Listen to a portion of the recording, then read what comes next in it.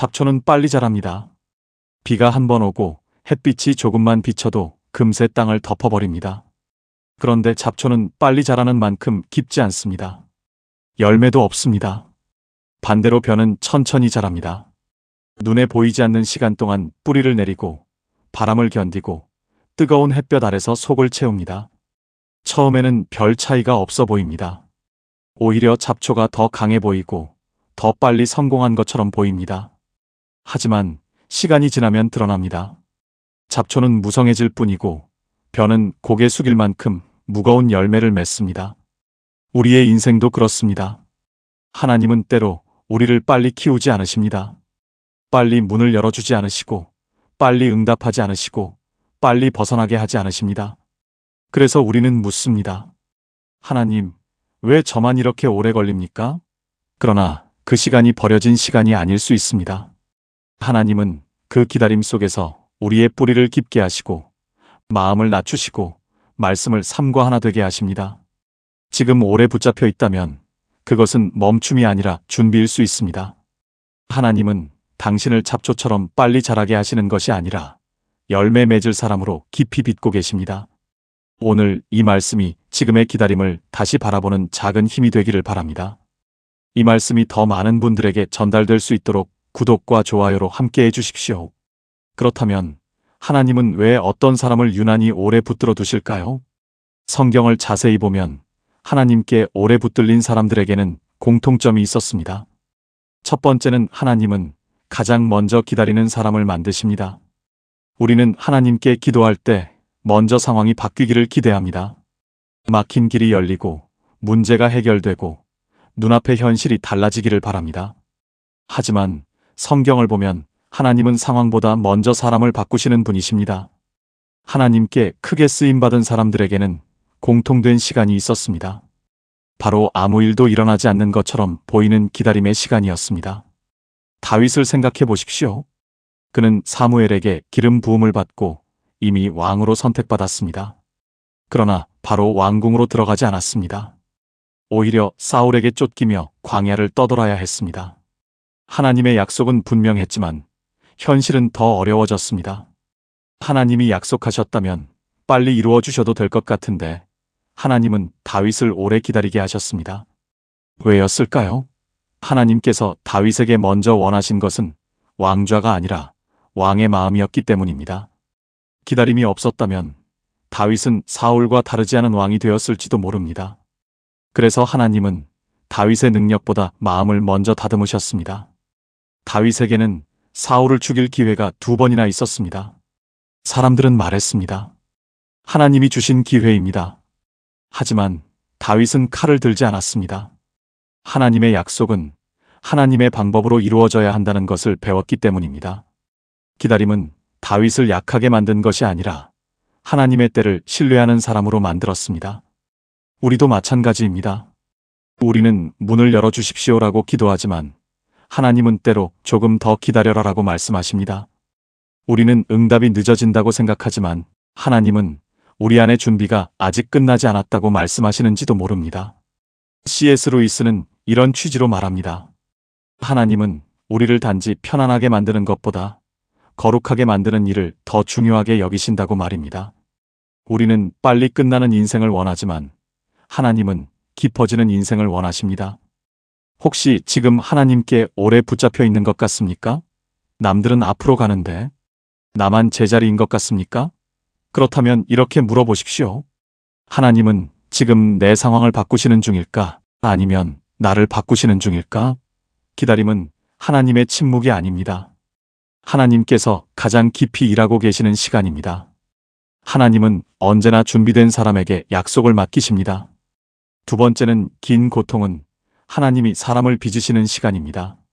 성경이 말하는 인내는 단순히 며칠 참고 버티는 것이 아닙니다. 인내는 오래 견디는 힘입니다. 영어로는 long suffering, 말 그대로 긴 고통입니다.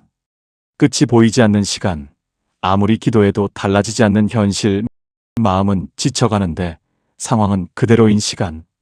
바로 그 긴 고통 속에서 하나님은 사람을 빚으십니다.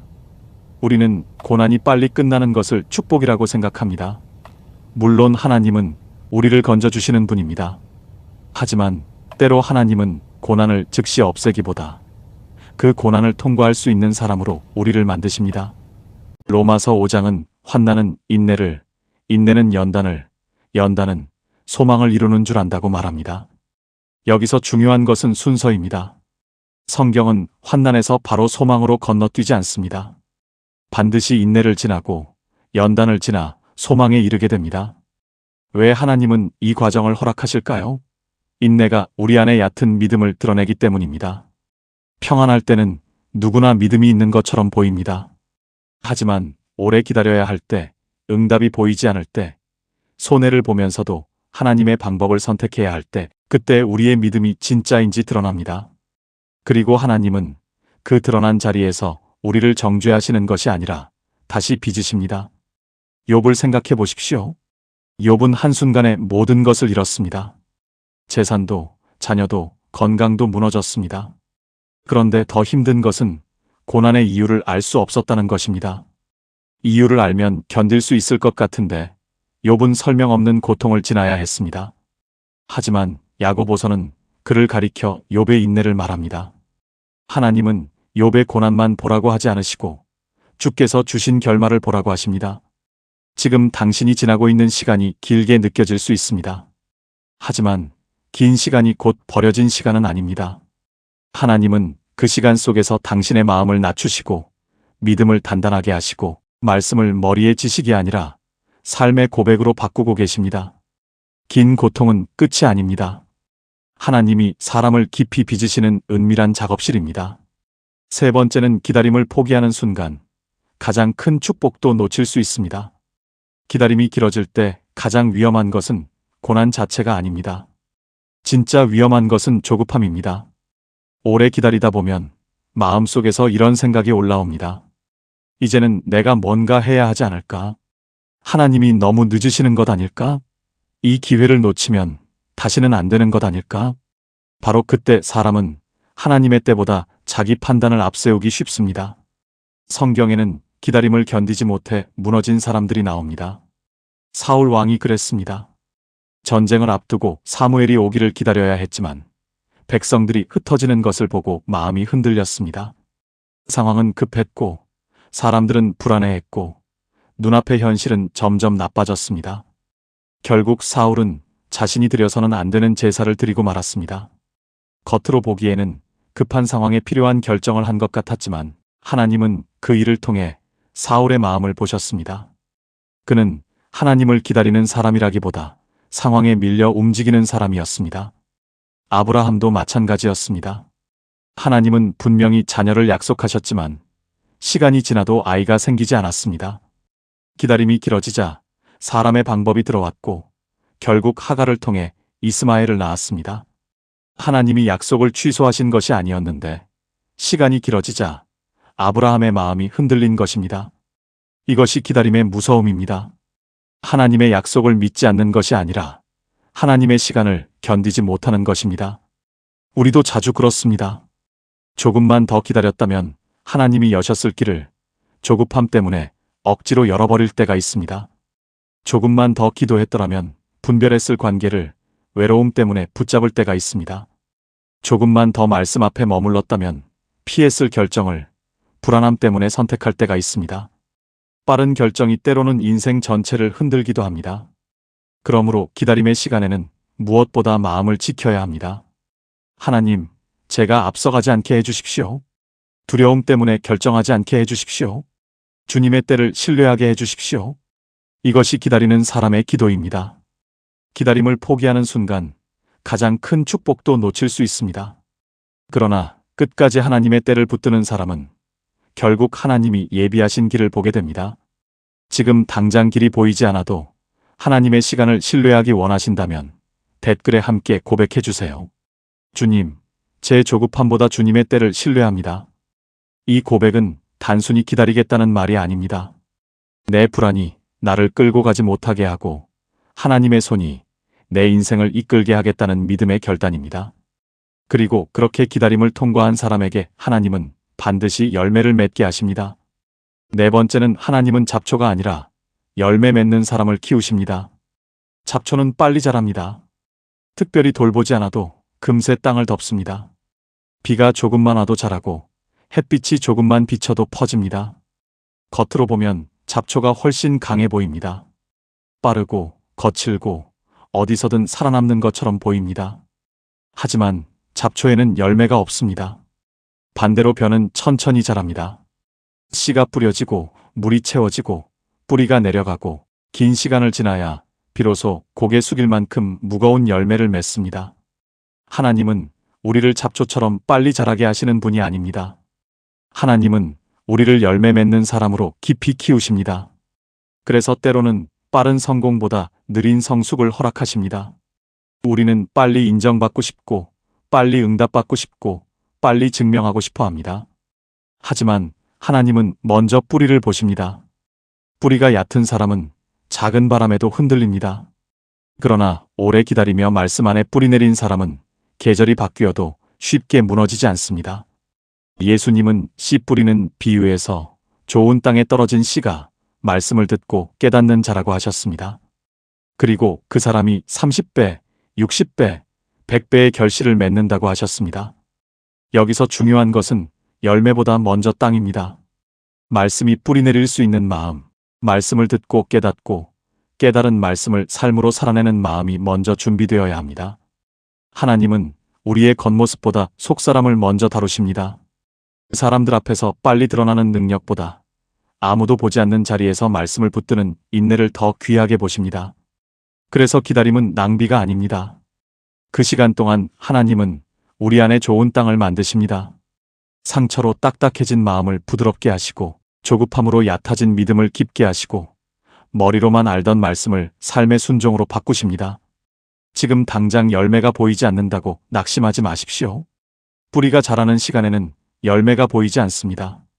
그러나 뿌리가 깊어진 사람은 반드시 때가 되면 열매를 맺습니다. 하나님은 당신을 빨리 지나가는 사람으로 만들지 않으십니다. 오래 남을 열매를 맺는 사람으로 키우고 계십니다. 5번째는 하나님께 오래 붙들린 사람은 결국 새로운 높이로 올라갑니다. 기다림은 사람을 낮춥니다. 처음에는 왜 나만 멈춰 있는지 이해되지 않습니다. 남들은 길이 열리는 것 같고, 남들은 응답을 받는 것 같고, 남들은 이미 앞으로 나아가는 것 같은데, 나만 같은 자리에서 오래 머무는 것처럼 느껴집니다. 그래서 기다림의 시간은 마음을 지치게 합니다. 하지만 성경은 기다림을 실패라고 말하지 않습니다. 오히려 여호와를 앙망하는 자에게 새 힘을 주신다고 말합니다. 이사야 40장 31절은 이렇게 말합니다. 오직 여호와를 앙망하는 자는 새 힘을 얻으리니 독수리가 날개치며 올라감 같을 것이요. 여기서 앙망한다는 것은 단순히 하늘을 바라본다는 뜻만이 아닙니다. 하나님을 기다리는 것입니다. 하나님의 때를 신뢰하는 것입니다.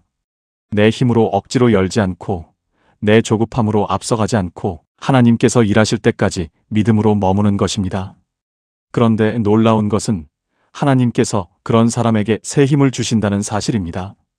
기다림은 우리 힘을 빼앗는 것처럼 보이지만 하나님 안에서 기다리는 사람은 오히려 새로운 힘을 얻습니다. 사람의 힘은 오래가지 못합니다. 감정의 힘도 오래가지 못하고 의지의 힘도 오래가지 못합니다. 처음에는 버틸 수 있을 것 같지만 시간이 길어지면 누구나 지칩니다. 그래서 하나님은 우리의 힘으로 끝까지 버티라고 말씀하지 않으십니다. 하나님을 앙망하는 자에게 하나님께서 새 힘을 주시겠다고 약속하십니다. 독수리는 작은 새처럼 계속 날갯짓만 하지 않습니다. 높은 곳으로 오르기 위해 바람을 기다립니다. 상승 기류가 올 때까지 기다렸다가 때가 되면 날개를 펴고 그 바람을 타고 올라갑니다. 우리의 인생도 그렇습니다. 하나님이 허락하시는 때가 오기 전까지는 아무리 애써도 제자리처럼 보일 수 있습니다. 그러나 하나님의 바람이 불기 시작하면 그동안의 기다림은 헛된 시간이 아니었음을 알게 됩니다. 오래 견딘 시간이 믿음의 날개가 되고 눈물로 버틴 시간이 더 깊은 뿌리가 되고 아무도 알아주지 않던 순종이 하나님 앞에서 새로운 힘이 됩니다. 그러므로 지금 너무 빨리 결론 내리지 마십시오. 지금의 고난이 내 인생의 마지막 장이라고 단정하지 마십시오. 욥도 고난의 한가운데 있을 때는 끝을 알지 못했습니다. 그러나 야고보서는 너희가 욥의 인내를 들었고 주께서 주신 결말을 보았거니와라고 말합니다. 하나님은 욥의 고난만 보라고 하지 않으셨습니다. 주께서 주신 결말을 보라고 하셨습니다. 이것이 믿음의 시선입니다. 인내는 오늘의 아픔만 보는 것이 아니라 하나님이 쓰실 마지막 장을 바라보는 것입니다. 지금 당신은 이야기의 중간에 있을 수 있습니다. 아직 하나님께서 마지막 장을 넘기지 않으셨을 수 있습니다. 그러므로 포기하지 마십시오. 오래 붙들린 사람은 버려진 사람이 아닙니다. 오래 기다린 사람은 늦어진 사람이 아닙니다. 하나님은 그 시간을 통해 당신을 더 깊게 만드시고 더 단단하게 하시고 더 높은 자리에서도 무너지지 않을 사람으로 준비하고 계십니다. 그리고 하나님의 때가 되면 당신은 알게 될 것입니다. 그 기다림은 멈춤이 아니라 준비였고 그 고통은 끝이 아니라 통로였고 그 긴 시간은 하나님이 당신에게 새 힘을 부어주시기 위한 은혜의 과정이었다는 것을 말입니다. 사랑하는 여러분, 지금 여러분의 삶이 멈춘 것처럼 느껴질 수 있습니다. 기도는 오래 했는데 응답은 보이지 않고 기다림은 길어지고 마음은 점점 지쳐갈 수 있습니다. 하지만 오늘 말씀을 기억하십시오. 하나님께 오래 붙들린 시간은 버려진 시간이 아닙니다. 그 시간은 하나님이 사람을 깊이 빚으시는 시간입니다. 잡초는 빨리 자라지만 열매가 없습니다. 그러나 벼는 오래 기다린 끝에 고개 숙일 만큼 무거운 열매를 맺습니다. 다윗은 왕이 되기 전에 광야에서 기다림을 배웠고 욥은 설명 없는 고난 속에서도 끝까지 하나님을 붙들었고 믿음의 사람들은 모두 하나님의 때를 통과했습니다. 하나님은 우리를 빨리 드러나는 사람으로 만들기보다 오래 견딜 수 있는 사람으로 세우십니다. 그러므로 지금 너무 빨리 결론 내리지 마십시오. 나는 늦었다. 나는 실패했다. 하나님이 나를 잊으셨다라고 말하지 마십시오. 당신은 늦어진 것이 아니라 준비되고 있는 것일 수 있습니다. 멈춘 것이 아니라 뿌리 내리고 있는 것일 수 있습니다. 하나님은 지금도 당신의 눈물, 기도, 순종, 기다림을 하나도 헛되게 하지 않으십니다.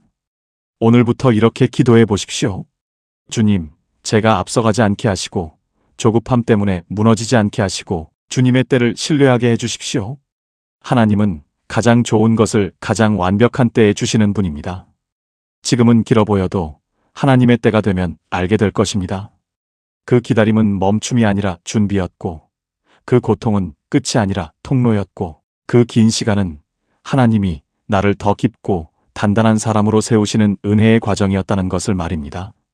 주님, 오늘도 오래 기다리는 모든 영혼에게 새 힘을 부어주시고 끝까지 주님의 때를 신뢰하게 하옵소서. 예수님의 이름으로 기도합니다. 아멘. 영상이 도움이 되셨다면 구독, 좋아요 눌러주세요. 오늘 하루도 주님의 평강이 여러분의 삶에 함께 하시길 기도합니다.